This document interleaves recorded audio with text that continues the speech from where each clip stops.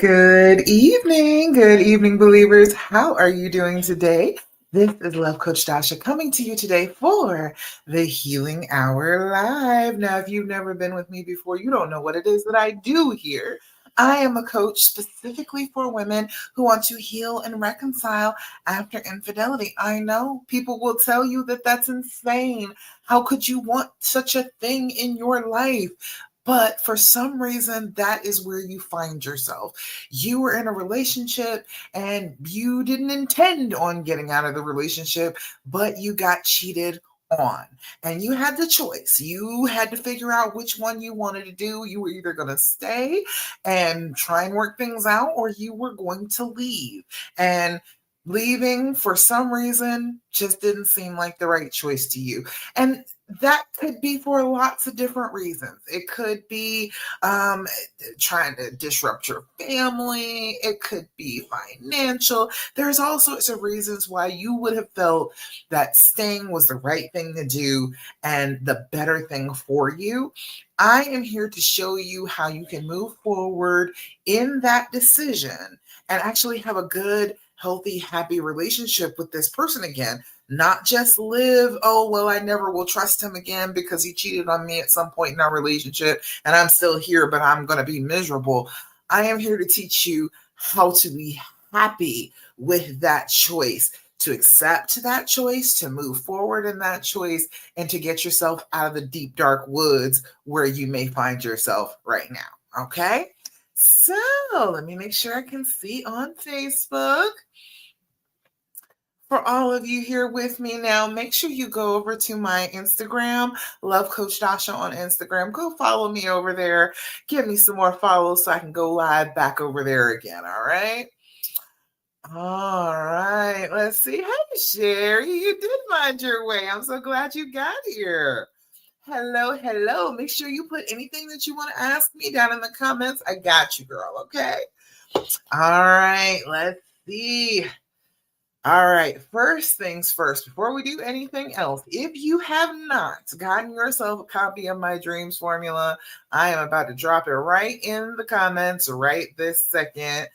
All I need from you when you click on this, it's just a type form. It's your name and your email address. And on the page after that, you click on the link, it will download your copy of the dreams formula. The dreams formula I worked on myself. This is how I figured it out. This is how I healed from my husband's infidelity, and that's going on 18 years now. In November, it'll be 18 years since the last time I really had to heal from this, okay? So it is in the comments right now. Just click on that. If you have not gotten a copy, get yourself a copy. And it comes with 6 weeks of lessons about each of the steps. So you're getting a course, free course, along with this PDF, all right? So get yourself a copy, and we can talk about that all you like. But I got a lot of other things to talk to you about today. First thing is first, I am always going to remind you when we are talking that this was a trauma, all right? You experienced a trauma. Something terrible happened to you that you were not expecting, and your body is reacting to that. This is not just all in your head. This is not just a broken heart type of thing. This is your full body is involved in this reaction. So what we've got to do is start to address that from the top down, from the inside out, in order for you to heal, okay? And every week I tell you about the practices. Up at the top of the group, it has what does it say? The practices, 5 core habits to start healing after infidelity. These are the things that I go over with you every single week on the live that are going to help you start to manage yourself, get yourself together, feel like you are managing this trauma and starting to regulate your feelings after this trauma, okay? So get yourself that copy. All you gotta do is click on that. That'll deliver it right to you. All right, Sherry, I got you. We are going to talk about that. Oh, I got lots and lots to talk about all of that, Sherry. We're going to talk about that. But let me get through the basics first. Then we're going to talk about it. All right. All right. So the first of the practices that I want you to do is I need you to start doing your deep breathing. Have you been doing your deep breathing? If you have not, I need you to jump on that. I need you to start that and let that be a practice that you start 5 times a day, okay? Set an alarm, put it in your phone because your phone is always with you anyway. It takes less than a minute to do your deep breathing 5 times in a row, okay? Less than a minute. You can get this done and you can start to get back in control of your body, back in control of your emotions immediately. All right. So we do 4-7-8 breathing. It's an excellent one if you want to go to sleep. If you have trouble sleeping, that's an excellent one to use. But it does not matter which particular version of deep breathing you use, as long as you are using one 5 times a day. Okay. Just regulating your breath, telling your body that you are safe, that you don't need to run, that you don't need to fight, that you don't need to freeze. You are not in danger. Okay. So we do 4-7-8 breathing. You're going to blow out, make the noise, because that's a trigger to your brain that I'm calming down now. I am not in any danger. I am safe enough to breathe. Okay. Blow out. You're going to inhale for a count of 4. Hold that breath for a count of 7. Then you're going to blow out like you're blowing out birthday candles for a count of 8. Okay. And we're going to do this 3 times together for the sake of time. But like I said, 5 times a day as you're going about your practice of this. Okay. So first things first, blow out. Inhale through your nose. 2, 3, 4. Hold it. 2, 3, 4, 5, 6, 7. Blow out. 2, 3, 4, 5, 6, 7, 8. Again. Inhale. 2, 3, 4. Hold it. 2, 3, 4, 5, 6, 7. Blow out. 2, 3, 4, 5, 6, 7, 8. Last time. Inhale. 2, 3, 4. Hold it. 2, 3, 4, 5, 6, 7. Blow out. 2, 3, 4, 5, 6, 7, and 8. Beautiful. How do you feel when you do the deep breathing? Put it in the comments. How does it feel to your body when you are doing the deep breathing? It should be a physical change because this is a physical thing that is happening to you. So when we are taking control of our breath, we are getting back in control of the physical body, and we are telling ourselves and telling our brains that we are actually safe. Everything is fine. Yes, we may have a trigger. Yes, we may be reminded of something that was painful and difficult, but right this second, we're actually okay, and we don't need to have that adrenaline pumping, fight or flight response going. Okay. Second thing that I'm always going to tell you about every time we get together is I need you to be doing your journaling. Okay. You've got to do your journaling. Okay. You've got to start making this a practice. I promise you, it will help you so much. Get yourself a calendar. Now, I have a calendar. I have a big calendar and I journal a little bit every day. Make notes about how I feel physically, what's going on with me, mentally. I write those things down in my big calendar book. You can do that too. But if you want to have a fuzzy dolphin sequin journal, feel free to break out one of those and write on these blank pages about how you're feeling. I need you to put the date, the time, and your level of anxiety. The date and time are maybe the same because you are going to be doing this in the morning when you first wake up and the evening before you go to bed.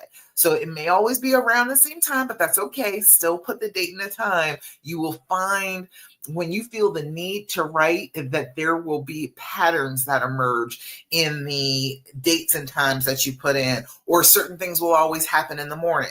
So you'll know to anticipate those, and certain things will always happen in the evening. So you will know how to handle those things because they keep coming up at the same dates at the same times. Okay. The third thing that you need in your journal entry is your level of anxiety, 0 to 10. Okay, we got to put a fence around these feelings. We got to know how big they can actually get. They cannot get so big that they're going to eat us. Okay, we can go from 0. 0 is wonderful. All is right with the world. You are feeling good. Okay, write that down. You want to put that on the top of the page, right in the corner. So when you're flipping through your journal, you can see that those days happened and how regularly they happen, because your brain will try and tell you that all your days are horrible when you are traumatized. Okay. Then there's a 10. A 10 is a complete loss of control. A 10 is I want to rip my hair out, tear my clothes off, run screaming down the street naked. Okay. You are not in control of yourself at a 10, so you're probably not journaling at a 10. Okay. If you're journaling, you're probably a 9 or below. Just make sure you're reflecting that in the moment, because if you are out of control, if you are screaming, if the police are being called, if you are throwing things, you're probably not journaling. You're probably not doing the thing that will help you to regulate. Okay. So just understand where the limits are so that you can understand when you are just out there or when you are having a wonderful time. Okay. You're gonna write those things in your journal. You're gonna write before you start your journaling what your anxiety level is then, and then after you journal, because it will tell you how much journaling helps you every time with the anxiety that you are feeling. It will work. Just try it. Okay. It's like it's a big secret nobody knows, but I keep telling people over and over again that it really does work. All right. And if you are, Sherry, you said if you are having problems with somebody who's got addiction, somebody's been lying, your journal's a great place for that too, to write down what is going on with them. I personally, mine has bipolar disorder. So I used to write down everything that was going on with him, the things that kept repeating. I would see them in a cycle, and then I could step back and I could see the entire cycle of what they were doing. Because most people, when they're dealing with addiction, when they're dealing with mental issues that are causing that to be a problem, there's usually a cycle to that behavior. And if you can find out what the cycle is by journaling, you will be better prepared for the next part of the cycle. You will have better reactions. You can take yourself out of that part of the cycle. And so then you're stepping back from it, and then they're losing their mind all by themselves. You're not participating in it. Makes things a lot easier to handle, and it's way better for your brain. Okay, but that's not all I got to say about that, but that's part of it. All right, so do your journaling. It will be helpful. The third thing that we always talk about, the practices that I want you to adopt, is I want you to develop an attitude of gratitude. Can we do that? That's a simple one. This is not a hard thing to do. And people don't understand how important it is. When we are traumatized, our brains are automatically going in a certain direction, and that is towards the negative. Our brains are saying that everything is bad. We need to be protected. We need to be scared. And so if you are purposely assigning your brain to think of things that you are grateful for, you are negating that program. You are telling your brain that that is not the programming that we want to listen to right now. I understand that that's the automatic, that's the default for when we're in danger, but we're not in danger. We are trying to have a happy, healthy relationship here. So we want to look for things that we are grateful for. We want to look at the things that we have and not the things that we lack, so that we can be the healthiest that we can be in this relationship and start to see things from a more optimistic lens. All right. So that's why I do Thirsty Thursday. I want you to get on in here and tell me about the things that you are grateful for every day. The things that you feel like, oh, I'm so glad that these things are in my life. Because if you start to focus on those, that's what multiplies. Whatever you focus your brain on is what it will try to give you. You're giving it an assignment. It is an employee that wants to try and keep you happy as possible. So if you keep on giving it the assignment to think of things that you are grateful for, it will keep on trying to give you more of those things. It will make you see things that you didn't see before as things to be grateful for, because you have trained it that that's what you want. And that is a key thing to do when you are healing from trauma, because like I said, trauma will try and convince you that everything is bad. So you got to have some ammunition to fight back against that lie that your whole life is bad, that there is nothing wonderful going on with you when there really is. Okay. Let's see. That's the third thing. And the fourth thing that I always tell you every time we get together, and I know this is difficult. All right. We're going to sit down. We're going to have a talk about this. I need you to stop asking all those questions. I do. I really do. And I know that you don't want to. I know that you don't want to because it's a trauma response. Your brain demands questions to be answered when it is going through a trauma. It's trying to gather up the information. It's trying to find some way, something that will help protect you as you go forward. All right. So we cannot continue to do that. We cannot continue to listen to what our brain is saying when it is demanding that we get all of the answers, just wring all the answers out of him. You know the most important thing. You know that he cheated. You may not know every single solitary detail, crystalline and clear, but you do know what happened. You do know what you are needing to heal from. When you go into all of these questions, you are diving in, getting more and more things for your brain to remember, to defend against. And so then that's way more stuff that you have to heal from as you are going through the process of healing and reconciling. You don't need that. You don't need that extra information. You know the basics of what has happened here. And if you want to believe the absolute worst things that you think, go ahead. But you don't need to hear it from him and have it confirmed and put it into your brain as something then you have to take back out of your brain to be able to heal. Does that make sense? I know you want to ask the questions. I do. All right. I understand that it is an itch in your brain, that your brain is like, I gotta ask a question. I can't heal unless I ask the question. Okay, it's lying when it says that, but it is dying to ask questions because it is considering that your mate is a threat, and so it has to know everything about this threat.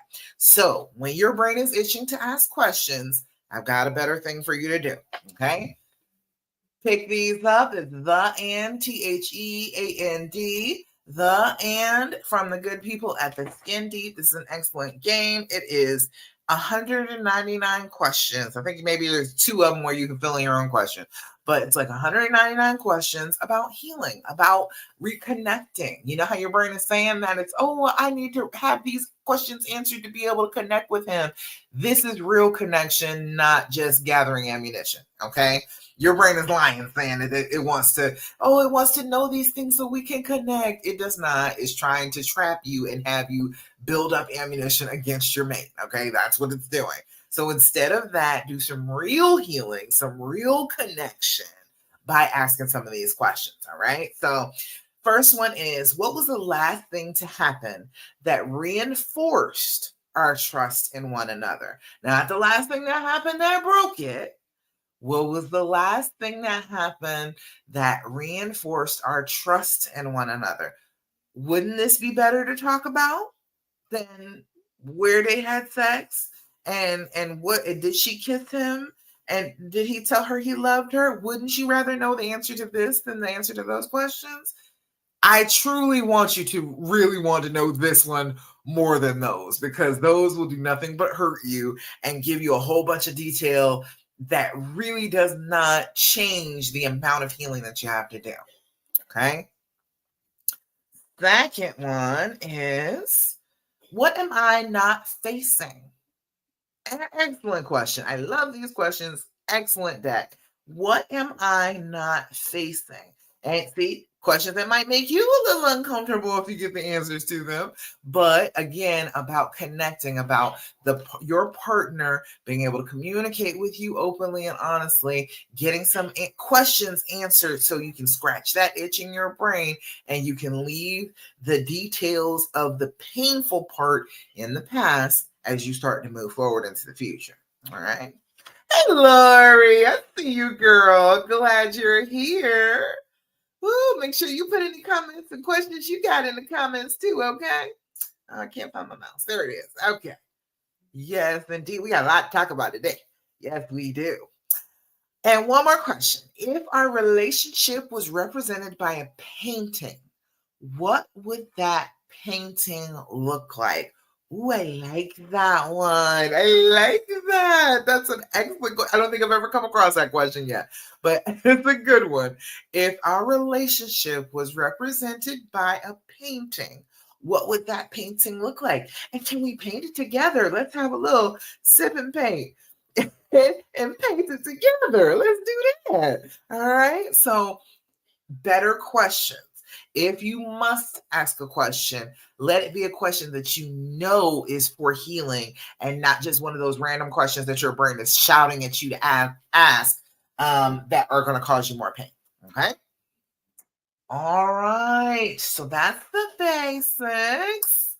And real quick, before I go on and answer and talk to you about Sherry's question, I just want to let you know that I have a little bit of time on my schedule coming up, and I am going to put the link in the comments for you to get on an enchanted reconciliation call with me. Consider me your relationship fairy godmother. I am here to help guide you out of the deep, dark woods. You have been cursed, but I am here to point you to the path, push you up out of the woods. This call is the first step towards that. This is you in the woods, calling out to your fairy godmother for a little bit of help. I am here for you. Okay. So click on that link in the comments if you are interested in getting on a call with me, because I got a little time. I got a little bit of time before the next thing happens. I'm going to tell you about the next thing next week, but I'm going to tell you about that. But hopefully I can get a good week's worth of calls in, get to talk to some of you all, and be preparing for the next thing that's coming up. All right. All right. Got that too. Lovely. All right. So, Sherry, I'll answer you first before I even go into what I was going to talk about. You said, how do you find top of the line treatment for porn addiction, sexual addiction, and lying? Okay. That's difficult. It really is difficult because most of the time, what we're talking about is not actually just, oh, it's just a porn addiction. There's usually mental illness overlying that. If somebody has got issues with addiction, usually there's something going on with their brain chemistry that allows that to happen. Yeah, there are some families who addiction just runs in the family and they just have addictive personalities. But there's a lot of the time there's some kind of mental health issue going on top of that. So if you're just trying to treat, the sexual addiction, you're just trying to treat the lying, you're just trying to treat the porn addiction, you're not going to be addressing the real actual root of the issue, which is why it goes back to what I was talking about, doing your journaling, sitting down with your journal and really take 6 months, take a year if you need to, because this is something that if you're going to get top of the line care, if you have the insurance for it, if you are able to get them in to see a doctor who can diagnose them, you want to get them the correct diagnosis. That was an issue.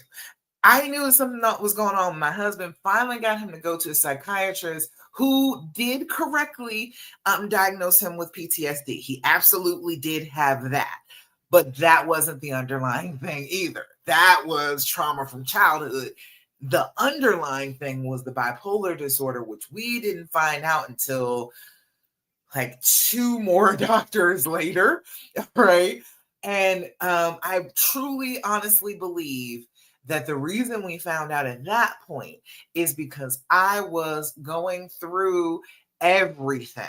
The first time when this happened, okay, he was diagnosed with PTSD and he said he had depression.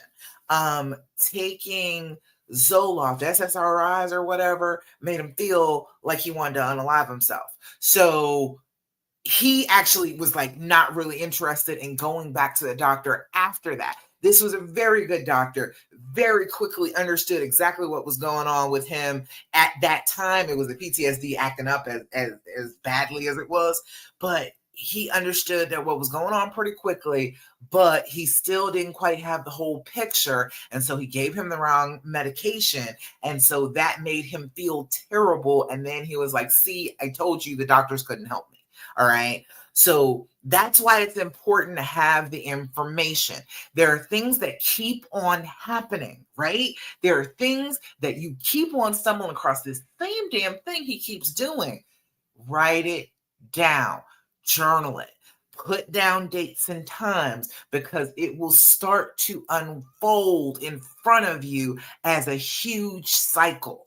It will show you the ups and downs. What is it that he's doing, and how is he behaving, and how is he treating you? And you can give that top-notch care much better idea about what is going on with them, so that he can get the correct diagnosis to start to handle some of the addictive parts of his behavior. Okay. As with the bipolar disorder, absolutely, hypersexuality is part of the symptoms of being bipolar. The depression, oh Lord, the manic, he had manic anger, so that was part of it too.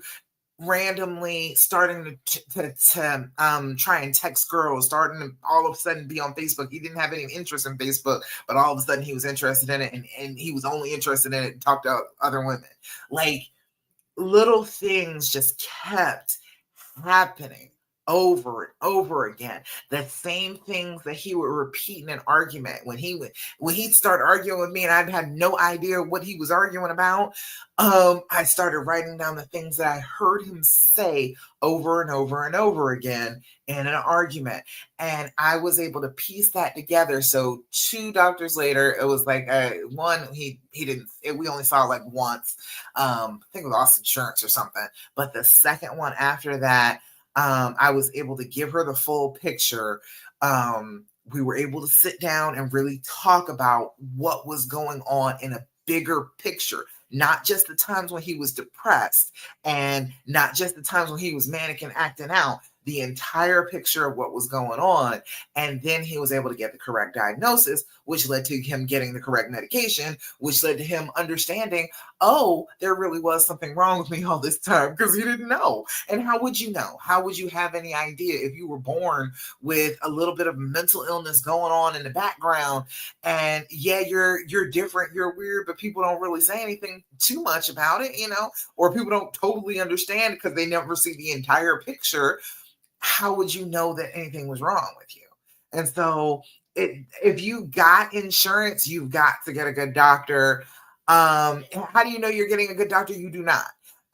But you can get with somebody who will listen, who will work with you, who will be a little bit flexible, who will, give you some clues to look for, will help you start to get on the medications. It's a process. You don't know right off the bat if you can trust a doctor. You really don't. You have no idea when you're going in there if this is going to be somebody that you can trust. And sometimes the people that you don't necessarily like that are the ones who know exactly what's going on and who can give you the best care. So you've got to give them a little bit of time. Give them a month or two.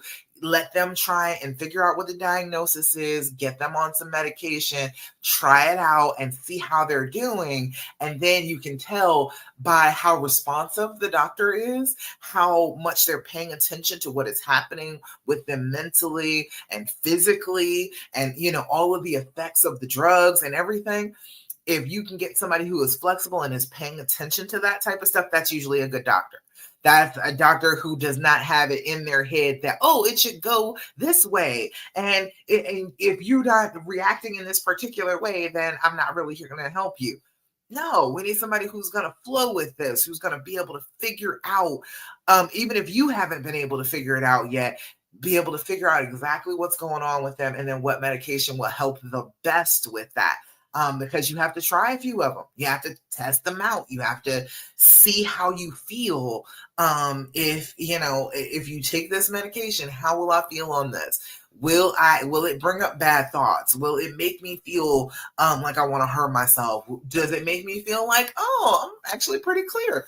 We have to try these things out. So you have to have a doctor who is flexible enough to be willing to work with you through that period of time, to work with you and figure out exactly what works best for them.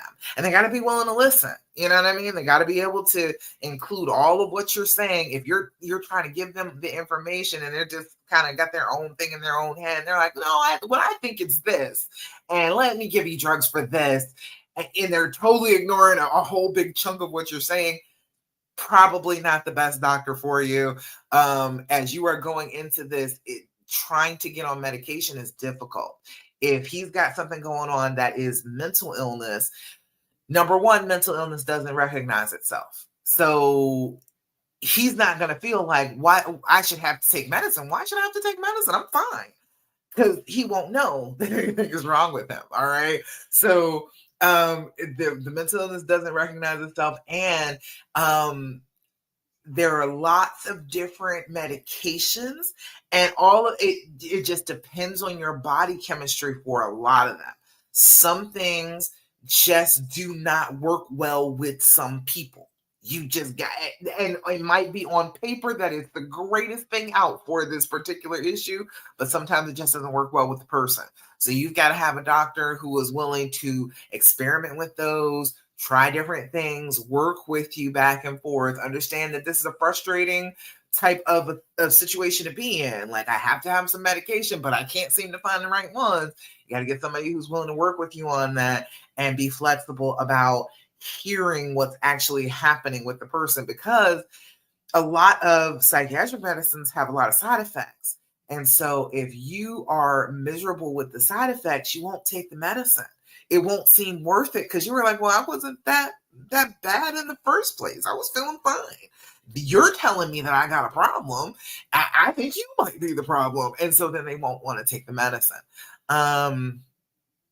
Let's see. What is it? Hydroxyzine, I think it's called.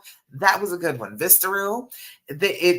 Which wasn't even a freaking mood stabilizer. It was it's an antihistamine, I believe, is what it is. Worked like a charm. Made him feel wonderful, evened his mood right on out. None of the heavier duty psychiatric drugs did it, but that did it. So you just never know what's gonna be the thing. You never know the thing that is gonna be like, oh, my brain works better. You just never know. So you got to get a doctor who's willing to test things out and actually monitor them and make sure that what they're on is a good thing for them and not just like dulling them down and making them feel like crap. All right. Does that make sense? What you call it is excellent. Psychiatrist for a diagnosis, and then you can do talk therapy with a psychologist. If we have found out that there is actually some mental disturbance going on there, getting the diagnosis is important. That was a key thing for my husband, finding out from like that third doctor. And she was like, oh, you're bipolar. And he was like, okay, wait a minute. Because I was like, wait a minute. I didn't think that was what it was. Because he's not like, he's not euphoric and happy all the time and then depressed. He gets angry and then gets depressed. And she was like, oh, yeah, that's another way to get manic. You can get really, really angry for just no reason. I was like, oh, well, hell, nobody ever told me that. I didn't know that because I had been taking notes. It had been a good year. I had been taking notes about what he was doing, the ups and downs, the different behaviors that he was doing.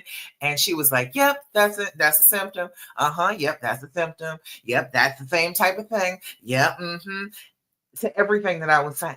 So, like, you just never know, man. You got to get the right diagnosis. And then once you have that diagnosis, then it was like, oh, there actually is something going on with me. And there's something that I can do about it. and I don't actually have to feel terrible all the time. So he started looking it up and he started doing a little research on it. He found out that caffeine affected it and he stopped drinking like 8 cups of coffee a day. He was terrible about the coffee. Um, Finally got him to, day to day, bringing it down, getting more sleep, being willing to take the medication when he needed it, like all sorts of things that he started to research because he had the diagnosis to hold on to and anchor what he was researching.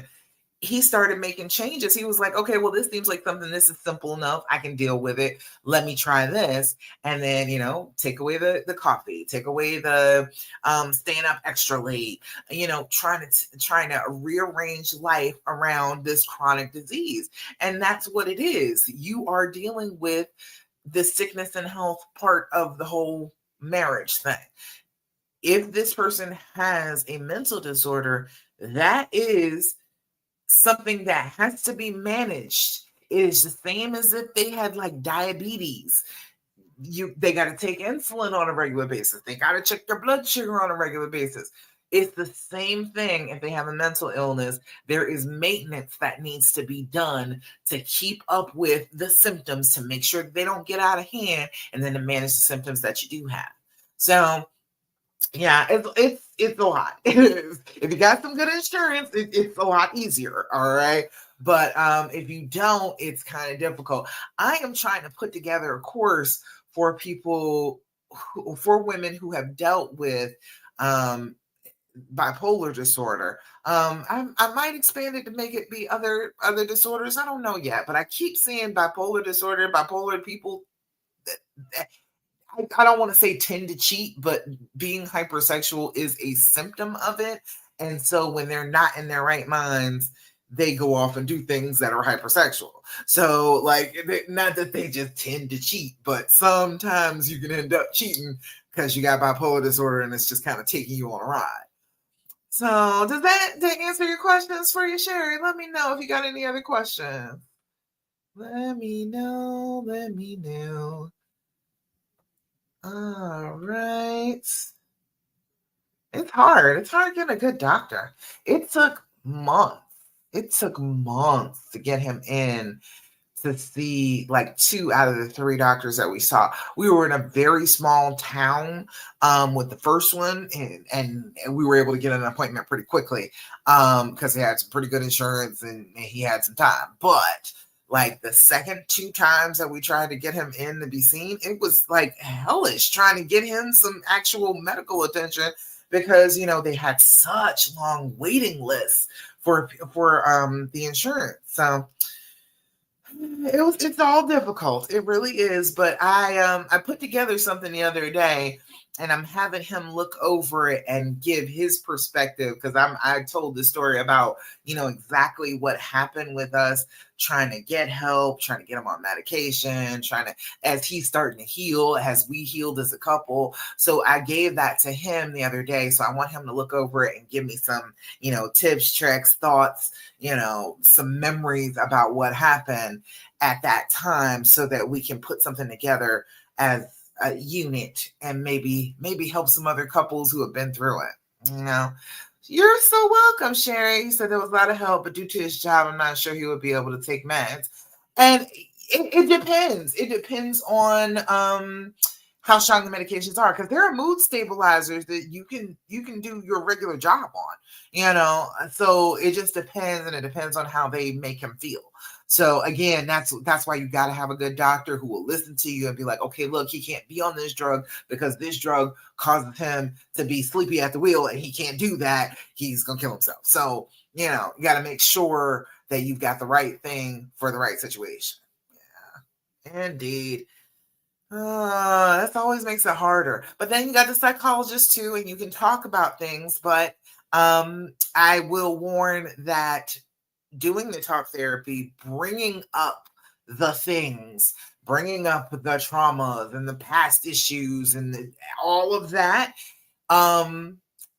sometimes that can be more than you are bargaining for. People always want to get their mate into to see some kind of psychiatrist, some kind of psychologist, get them to talk about it. But sometimes things are buried for a reason, and you go to making them dig stuff up, and you bring up trauma that they weren't ready to deal with yet. So it's usually a good thing to talk about it. It's usually a good thing to get it out of you, but you got to let them be ready to do that, because it's going to affect you, and it's going to affect them. It's going to affect the relationship as they are digging this stuff up. So, just so you know. All right. Okay. Don't see anything else. You all let me know if you got questions, comments, thoughts, complaints. I am here for you. Let me refresh, make sure I'm not missing anything. All right. So let me get on to what I was going to tell you about. So I was telling you a little bit about my own story the other day, about loving him and hating that I loved him, that type of thing. And I think about, this my story, the areas where I got stuck and I get mad, the things that I get angry about are things that a lot of women get angry about. So I want to talk to you about a few of them and see if they make you mad too. Okay.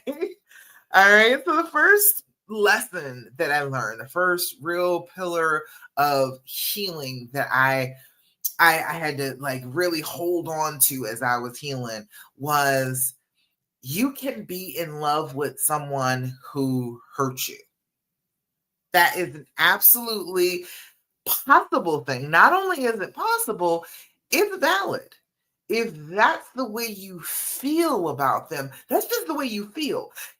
Them doing the wrong thing, them hurting you, them making this huge, huge mistake in your lives doesn't automatically shut off all of your feelings for them. And that's okay. A lot of women will give other women a hard time because how could you still love him? How could you still want to be with him after what he did?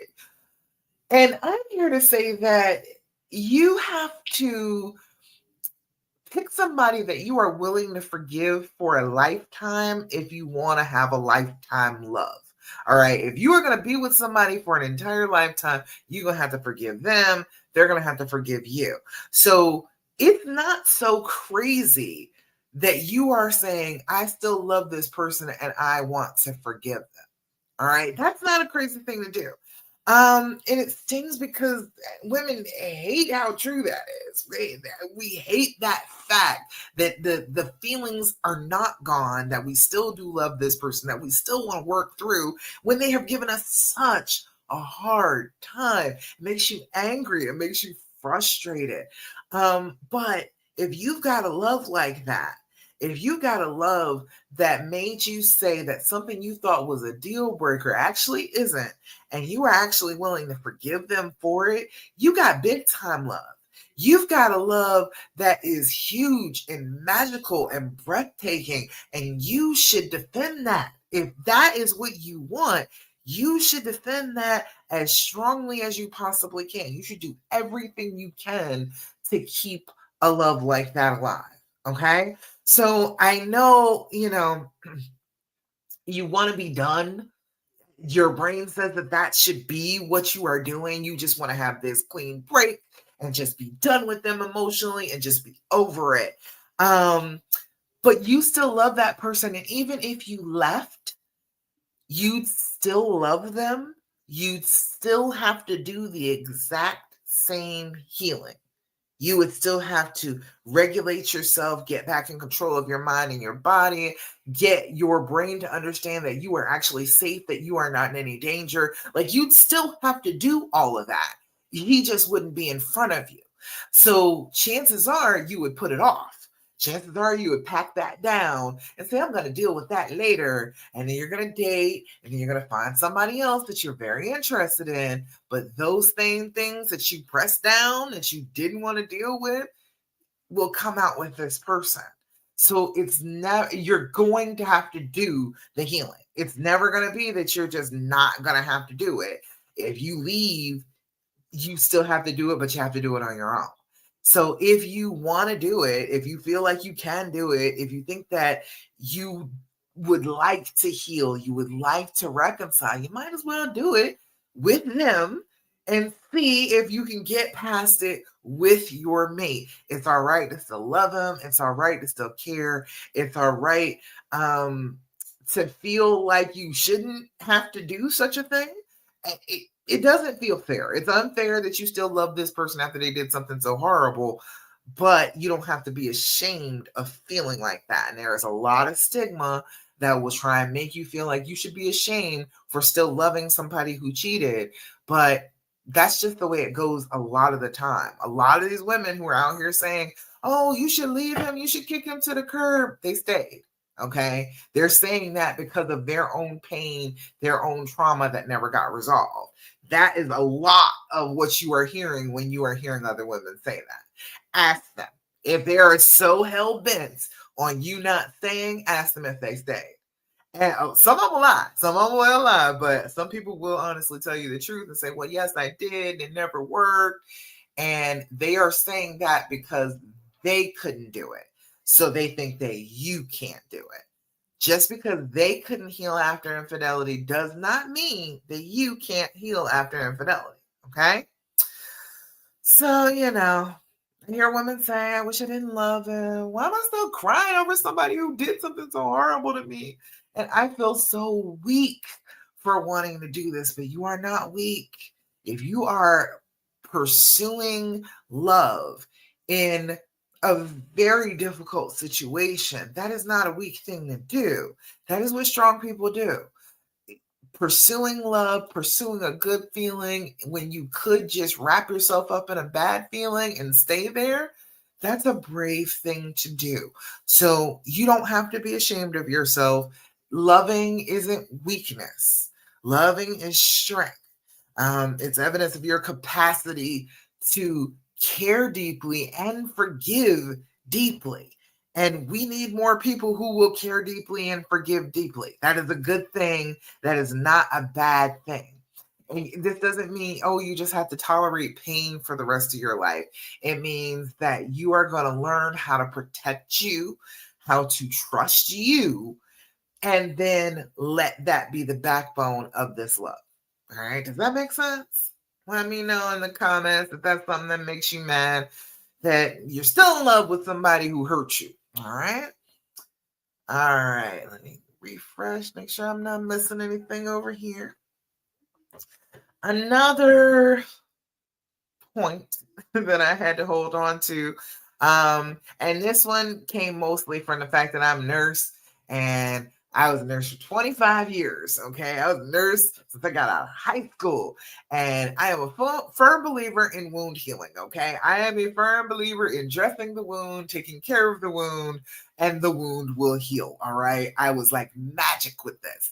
And it seemed like that if you are healing up somebody's open flesh and you know the things to do to make that flesh weave itself together and close up real nice and tight and act like there was nothing even there.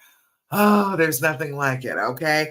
If you can do the same thing for yourself, if you can actually close up a wound for yourself, you will understand that you are magic. All right. You will understand it fully. You will know for sure that's who you are.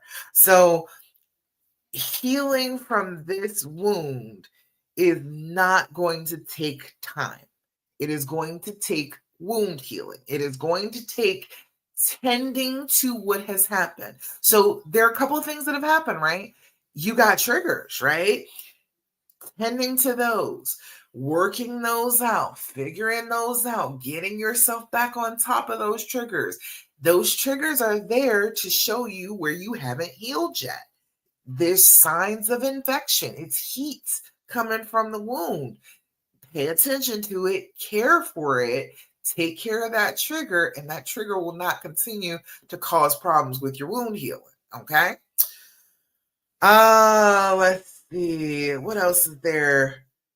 That has happened because of this. This is a physical thing that has happened to your body. You got to start to undo that. your body is an autopilot right now. It automatically keeps on sending these spurts of adrenaline every time something reminds you of the trauma. And, anything with him can remind you of the trauma right now, right? So it keeps on doing that over and over and over again. We've got to get back in control of our bodies and say, look, we need optimal conditions for this wound to heal. So we cannot have the adrenaline pumping on high and the cortisol levels all up. That's not good for wound healing. That is not good for a wound to be able to close up nicely and gently. Okay. So we've got to start working on that. We've got to do our deep breathing. We've got to center ourselves. We got to regulate. You can co-regulate with your honey if you really need to. You can go to him, sit next to him, wrap your arms around one another, and just sync your breathing to his. Chances are his breathing is calmer than yours. Sync your breathing in and out with his breathing and let yourself co-regulate with your honey. All right. You've got to do things that will heal this wound. And that's unfair because, damn it, he should have to be the one to do that, right? He should be the one to fix it. He should be the one to do the things to make this wound heal. But it's not his wound. He may have caused it. And that's a saying on Facebook I've seen several times. The wound is not your fault, but the healing is your responsibility because it is affecting you and your core being. Other people have told you that he's supposed to be the one to fix it, right? And that satisfies something deep inside. They're like, yeah, he's the one that hurt me, so he's the one who should fix it. Okay, first of all, trusting the person that hurt you to be the person that fixed you, that's insanity. That's the stupidest thing ever. Why? Why would we trust somebody who we know for sure did the wrong things and hurt us in the first place? Why would we let them do it again? Why would we let them be responsible for trying to heal when they messed up? That's insanity. We've got to stop that. We got to stop believing that in general, all right? Because that's some crazy stuff to believe, all right?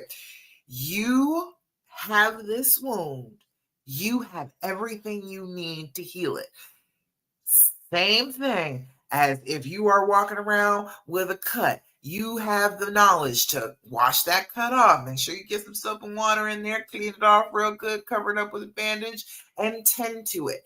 You can do that for yourself.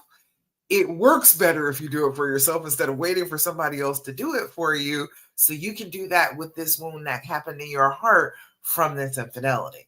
You do not have to wait around for somebody else to heal you. And I know that's frustrating. I know that you think that, oh, if I just stay, then I'll just eventually get better. And it's 3 years later. Why don't I still feel like this? Why is this wound still open? I thought it was over, but then I'm still triggered by X, Y, and Z. You're suffering unnecessarily because you haven't actually healed up the wound. So that's what we do. If you're talking to me, that is what we're going to do. If you get on an enchanted recovery call with me or enchanted reconciliation call with me, you are working on healing the wound. We will find areas that are irritating the wound and we will start to put you on the path to fix those things. So definitely want to get on a call with me because I got those tips for you. All right. But the time that's passing doesn't equal to healing. It's what you do with the actual time that is going to change you, heal you, fix you, make you have the life that you want to lead going forward. All right. There is a difference between surviving and healthily moving forward. There is a distinct difference between those two things. If you're just sitting around waiting, just bleeding out, then you're not actually healing. You are, and you're surviving. You're still here, but you're not thriving. I want you to thrive. I want you to be able to move forward and thrive in this relationship that you have chosen because you're doing everything that you can to be able to thrive. Okay? Let me know if you got any questions, comments, thoughts, complaints about this. What I'm letting you know, because these are things that made me mad. These are things that irritated the hell out of me as I was healing. Another thing that kind of irritated me, that kind of made me mad, was I had to keep on practicing forgiveness. I couldn't just say, oh, I forgave you. I forgive you, everything's fine now, and then not tend to that, not actually participate in forgiving, not reminding myself on a daily basis that I do forgive, I am forgiving, I forgave. Like I had to put it in all tenses and actually do it in all tenses. And it was exhausting for a while. It seemed unfair that I should have to do all this work to be able to heal something that he messed up.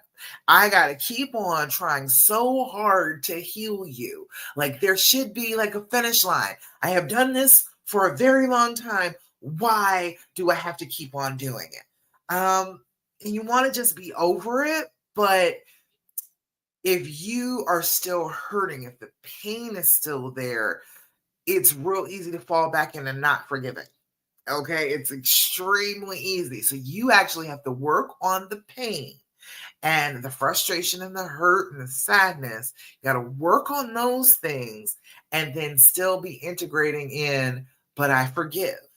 Yes, he did do this to me, but I am forgiving. That does not hold me back. It is not binding me for the rest of our lives together. I know that I still want to forgive, but I got to heal from this. I got to heal what's going on inside me first. You I hear things like, I thought I forgave him, but I hate him today. I forgave him yesterday. I forgave him a week ago. I thought we were doing well, but like today, I really hate him all over again. Um, I feel like I have to keep starting from square one. I hear that almost every day. I feel like I just have to keep starting from square one. When you get triggered, when you feel bad, all of a sudden it feels like none of the healing ever happened and you are getting sent right back to the beginning of this process. But you are not. I know your brain will tell you that, but you are not. And then does it really count as forgiving if I still bring it up? And it does, but it's the way you bring it up. All right. Because at this point, I can bring it up with my husband and there is no accusation. I am actually forgiving, but I can talk to him about it and we can have discussions about it where there's no hurt feelings. I am not agonizing over every detail that he's saying to me.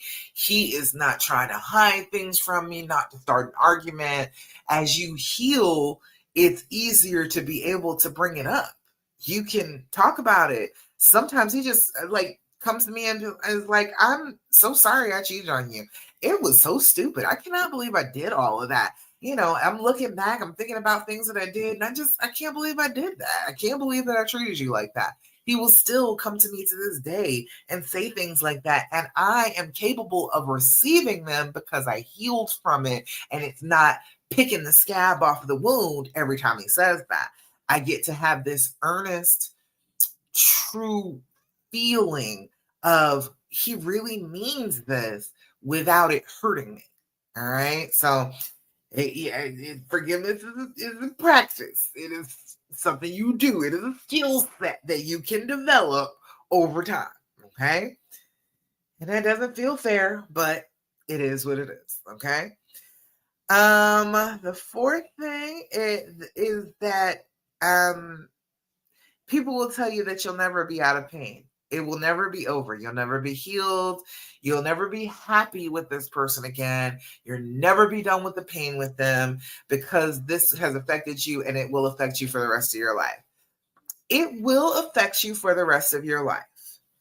And every very large change, every bit of healing, every trauma that is in your life will affect you for the rest of your life in good ways and bad ways. Now, if you are not letting it heal, not getting to the healed part, it's going to make you feel like crap forever. Okay. But if you are working on it and you're healing from it, you are learning lessons that will apply in the future. You don't even know what the lesson is going to be yet. You don't know, but it will happen.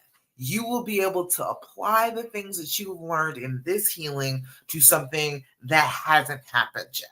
Okay. So it is absolutely possible to be healed.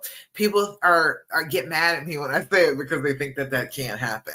They think that if you're staying, that means you're suffering. That means that everything is going to be bad. That means that I have to pretend like it never happened. I have to sweep it under the rug. And everybody around you is telling you the same thing. Everybody around you is telling you that, hey, you can never heal from that. You're stupid if you ever think that you can heal from him cheating on you. And if you do heal from it, then you're just a doormat and you're too naive to live. All right. I get what they're saying because they were not capable of doing it. I understand that.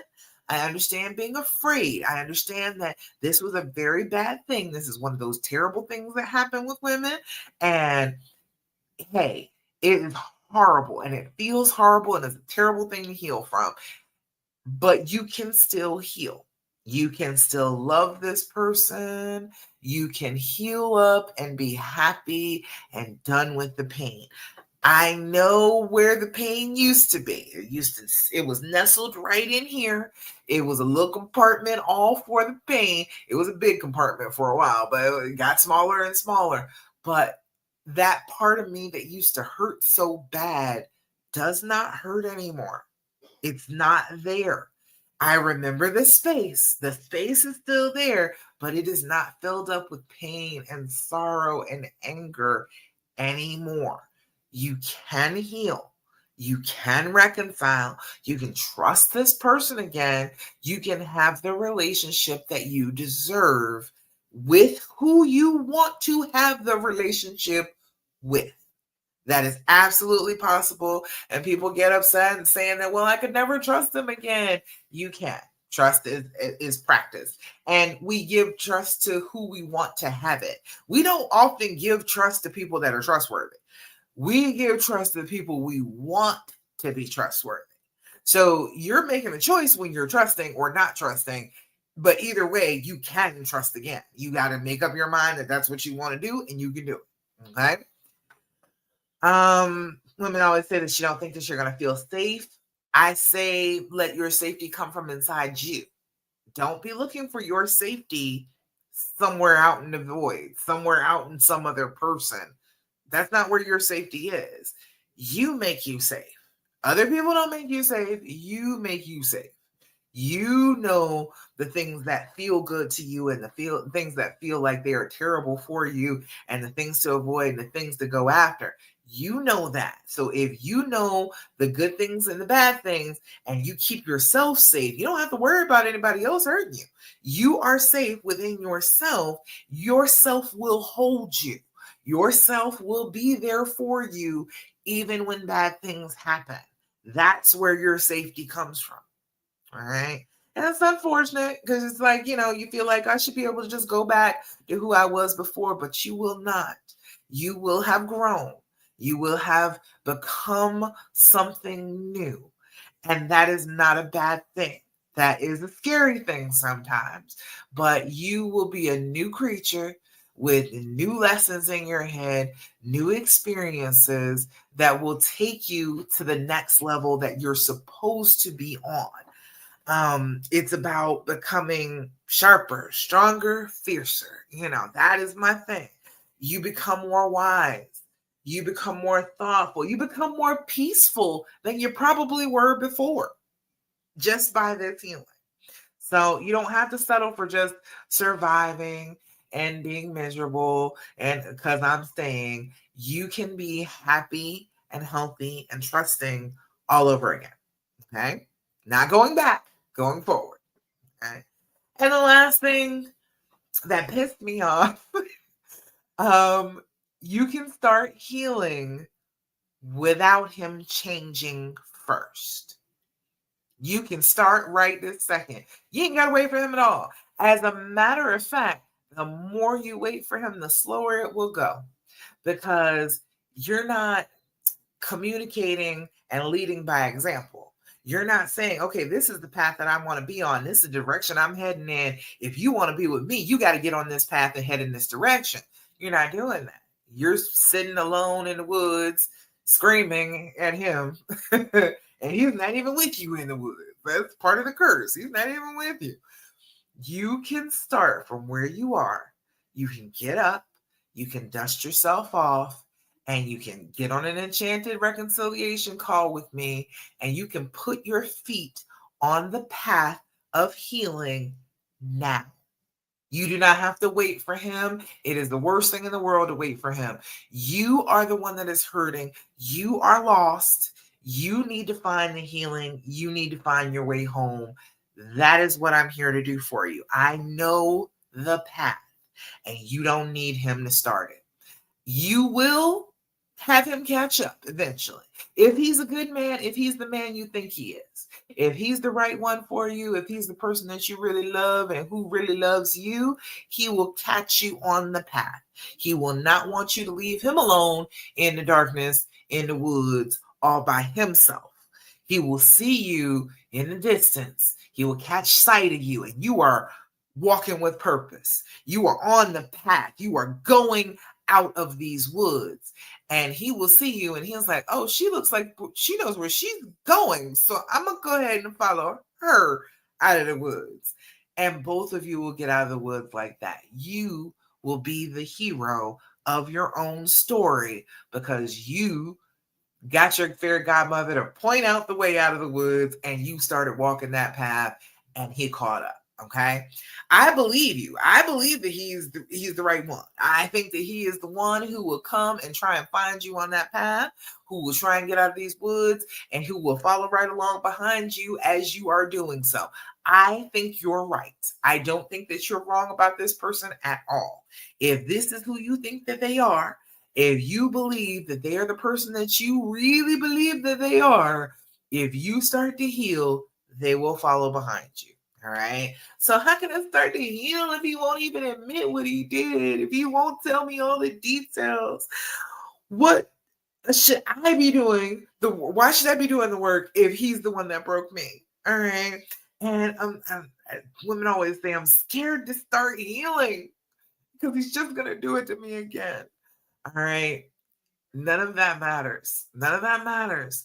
If he does it again, you have another choice. You have every time you have a choice about what you're going to do going forward. You just have to make up your mind and walk that path. All right. If you are like me and you just love him and he does it multiple times, you get to make that choice. I made that choice. People will give you a hard time about it, but I won't because I did it. Multiple times I had to make the choice to try and forgive him anyway, to try and move on from what he was doing. And I was right to do so because he stopped and he got his stuff together and he started behaving like the husband that I deserved because I chose him. Because I wasn't going to let him go. I wasn't letting him off the hook. He was just going to have to do better by me. And that's what he did. He stepped up. So I don't believe that you're wrong. If you say that this man is the one and he is the one to step up and be with you and do the right things and fix this relationship, I totally believe you. I think that you're absolutely right. Just start walking the path. Just get your feet on the path and he will be right behind you. He will be saved by you. Okay? I think that's all I was talking about today. No, we're not waiting on apologies and explanations. We're not even waiting on better behavior. We are starting to heal now. And then all the rest can fall in behind it. Okay? That's what we're doing. We're starting now. His growth matters, but you know what? Yours matters more. You are the person who was hurt by this. If he gets to a better place, hallelujah. And he can. Mine did. Mine absolutely did in the midst of dealing with mental illness, dealing with a whole bunch of stuff. He was able to do it. So I know that yours can too. I know he absolutely can. But his healing is not on you. You've got to heal and you've got to go ahead and start healing first if you want this all to work out, if you want this relationship to go anywhere. Does that make sense? Made me mad, but it's the truth. Okay? Let me know in the comments if there's anything in particular you wanted me to rehash, go over a little bit. But I want you to get on a call with me. I want you to get on an Enchanted Reconciliation call with me. Click on the link. Get yourself a time that we can sit down and we will talk for 45 minutes about your healing after this infidelity. You will talk about where you are in the deep, dark woods, what the best path is going to be to get out, how you can help him to get out. It is going to be a beautiful thing. You will have a plan by the end of our conversation. You will know at least 3 things that you can start doing right this second to start to change this relationship for the better, to heal, to reconcile, to trust again after infidelity. So get on an enchanted reconciliation call with me, people, and find out exactly what you need to do to start to heal right this minute. Okay? All right. I've gone a little bit over talking, but that's all right. It's my time. It's my show. I can do that. All right. So, last thing that I always talk to you about, this is the 5th of the practices. If you need that, go to the top of the Love After Cheating group and grab yourself a copy. Got a lot of free resources. More stuff is going to be coming out over the next few weeks. You're going to see more and more free stuff from me. Basically, how you do things, how map things out for you. I got some things coming up. But this is the 5th of the practices that I want you to start on to try and heal after this infidelity. Because this is a trauma, your brain will tell you all sorts of negative things, not just about other people, about yourself. It will tell you that you are horrible and stupid and fat and ugly, and you're the reason why he cheated. It will tell you all sorts of things, which are not true. If your brain is torturing you, you need to be doing your affirmations. You need to sit down with yourself, all right, and give yourself something positive to say about yourself. Make sure that you are constantly giving yourself something positive to say instead of something negative. Because those negative thoughts, even when you just let them go and you don't challenge them, even if they don't stick around very long, but they're like, oh, you're stupid, and then you let it go, that thought hangs on. That thought clings to your gray matter and tries to make itself a real thing, that you are just so horrible. You are just so stupid. It will try and make you believe that if you don't challenge it. So you got to be challenging those things every single solitary day, telling yourself how wonderful you are, how much you are deserving of love, and wonderful things happening to you. Okay? So my affirmation for today. Oh, if you need affirmations, I'll put that in the comments too. There, I have a healthy habit builder. Is building up the habits every day by sending you an affirmation, journal prompts, lots of positive information about healing after infidelity right to your inbox. Comes for 90 days. So if you're interested in that, I'm going to put that in the comments so you have that. All right. Give me just a second. But today's affirmation is, today I am free of drama. Ooh, I like that. We've got to be free of the drama. The trauma wants drama. We have got to deny it, the drama, all right? Today I will let go of the people that do not support me and only surround myself with positive people. Ooh, boy. Yeah, you can do that. If you start to go ahead and get on a call with me, you can start to let go of some of those unsupportive people who have been giving you a hard time about staying and working this out. I am not here to give you a hard time. I believe in you. I think that you are absolutely correct. I think that you should have the love that you want. So I don't think you're wrong. So I'm not going to keep on sitting here and trying to second guess you and make you feel bad. If there are people around you who are second guessing you, making you feel bad, making you feel like this is the wrong thing to do, you need to cut them out for a while. All right. You may be forever. It's fine if it's forever, but you need to cut them out for a while and let them know that, hey, you are not helping me on this healing path. I need people who are going to support me on that. We're not going to talk about my relationship. We're not going to do that. And if they can't accept that, then you can kick them out of your life. Okay. You don't need the drama. All right. So that link that I just put in the comments, that one is the one for the Healthy Habit Builder. 90 days of affirmations, journal prompts, positive, reinforcing advice every day for 90 days about healing after infidelity. It is $44. That's all it is. So go ahead and click that link and you can get yourself a copy. All right. But today I am free of drama. Today I will let go of the people that do not support me and only surround myself with positive people. All right. And that's, my friends, is about it. That's all I got for you today. So thank you so much for joining me for the Healing Hour Live. Now remember the practices. I need you to do your deep breathing. I need you to do your journaling twice a day. I need you to develop an attitude of gratitude. Look for at least 5 things every day that you are grateful for. I need you to stop asking him all those questions about the affair because it's not helping you.